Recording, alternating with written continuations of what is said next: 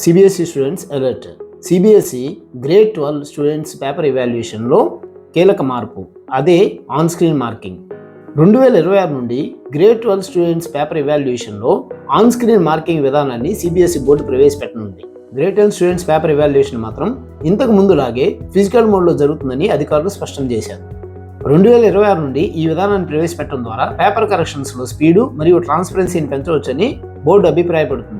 ఈ విధానం ద్వారా మాన్యువల్ జోక్యం తగ్గి టోటలింగ్ ఎర్రర్స్ పూర్తిగా తొలగటమే కాకుండా పర్యావరణ హితము మరియు టీచర్స్ తమ పాఠశాలలో నుండి విధులు నిర్వహిస్తూ ఈ కరెక్షన్ ప్రక్రియలో పాల్గొనవచ్చు.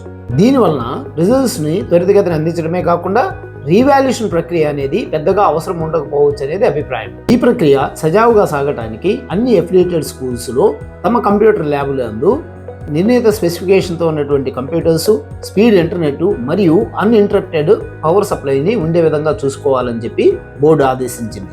టీచర్స్ వివరాలను ఆన్లైన్ పోర్టల్లో అప్డేట్ చేయని మరియు బోర్డు ఇన్స్ట్రక్షన్ పాటించినటువంటి స్కూల్స్ యొక్క రిజల్ట్స్ను నిలిపివేయవచ్చని చెప్పి బోర్డు స్పష్టం చేసింది. ప్రస్తుతం భారత్తో పాటు 26 దేశాల నుండి గ్రేడ్ 10 మరియు గ్రేడ్ 12కి 46 లక్షల మంది విద్యార్థులు హాజరవుతున్నారని అంచనా. ఈ న్యూ ఇంప్లిమెంటేషన్ స్వాగతిస్తూ అందరికీ మంచి రిజల్ట్స్ రావాలని కోరుకుందాం.